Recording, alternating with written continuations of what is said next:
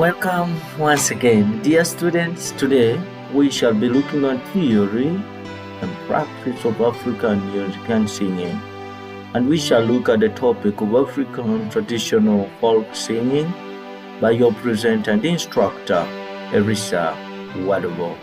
What are the characteristics of traditional folk songs? First, we need to understand what traditional folk songs are. These songs include songs performed in the different ethnic groups, and they have no ownership. No one can claim ownership of these songs. They belong to the people because it is a composition by many people. Thus, folk means people. African traditional folk songs have the following characteristics. One are the vocal lines. These songs involve a number of parallel melodies for adding beauty and for causing traditional harmony. The next, they have the pentatonic scale, which is a 5-note scale.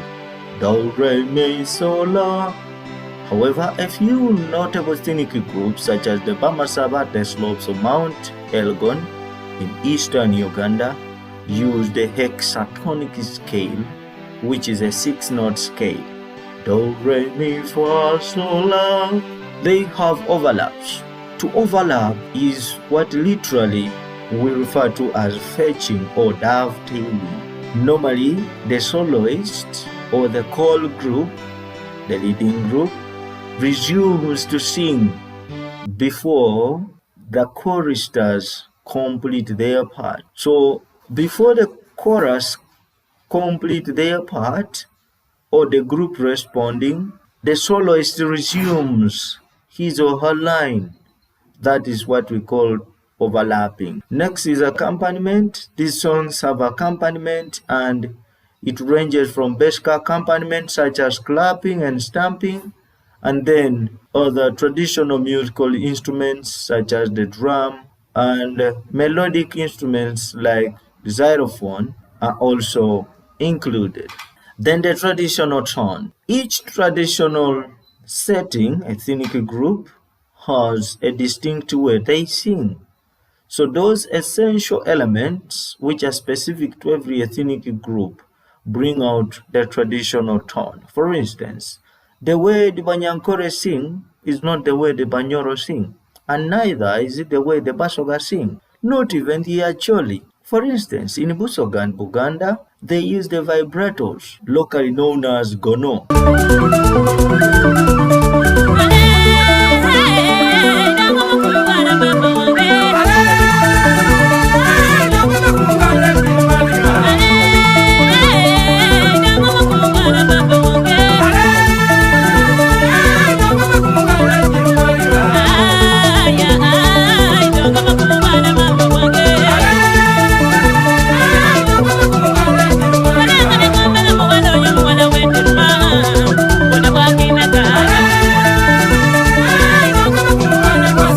While the Banyoro use yodeling, the traditional harmony.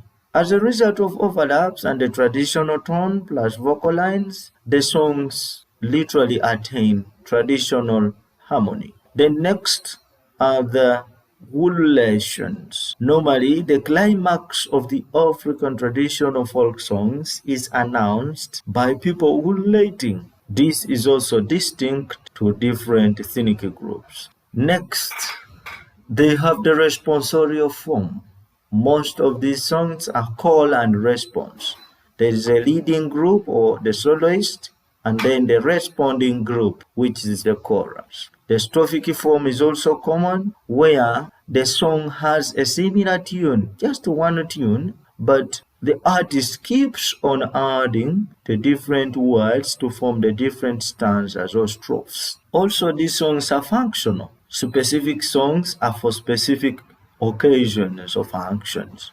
A song for marriage cannot be used for twin initiation. A song for instrumental work cannot be, a song for worship cannot be used for marriage, let's say. So these songs are purely functional in nature. Then freedom and liberty. There's a lot of freedom during performance of these songs. to the extent that the performer is free to change an activity. For example, one can start by singing, changes to dancing, changes to playing the instrument without any prior preparation. Then unison, these songs are normally performed with all voices sharing the same pitch, the same note, all the performers singing in one voice, unison.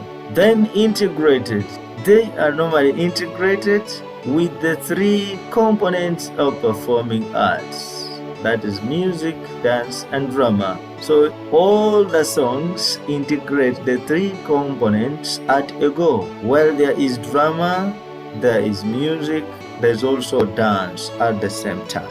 The next characteristic is extemporization. The performers continuously compose while they perform. They don't make prior preparation in most cases. They get on stage, start performing, and begin composing as they perform. That's extemporization. What are the different classes of the traditional African folk songs? The first class is a class called the lullaby. Lullabies are songs often sung to soothe and calm the children so that they stop crying and fall asleep. They are normally performed by babysitters, or rather the mothers. So mothers and babysitters normally perform the lullabies. We also have the play songs. These play songs are normally sung by the children, and they are normally composed about the things in the immediate environment of the child. For instance, the birds, the plants, and animals. They are normally performed during play. To accompany the play, story songs is the third class of songs. These are songs found within the stories. While the elders tell the stories, there are inbuilt songs within the stories to help cause attention and cause involvement in the storytelling session. These are story songs. So the three classes of lullabies, children play songs, and story songs are suitable for young children, and especially P1 to P3.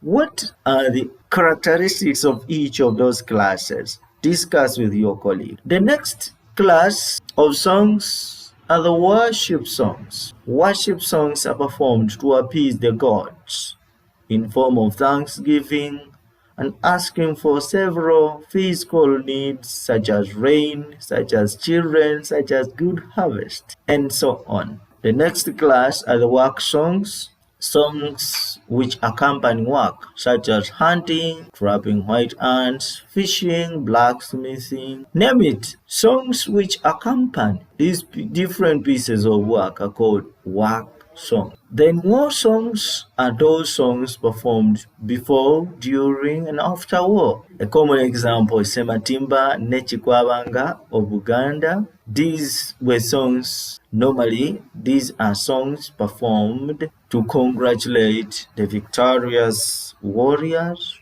to also denounce those warriors without bravery, and also to mark a number of events in society related to war. The next category are the Ode or Odic songs, composed to celebrate several events or praising several people in society. They can also be composed to blame or criticize wrongdoers in society. Then the ceremonial songs, performed during several functions in society. As we already noted, among the characteristics that this African music is functional. So this music is performed during different functions such as child naming, circumcision, funeral rites, and etc. fall under the category of ceremonial songs. Activity.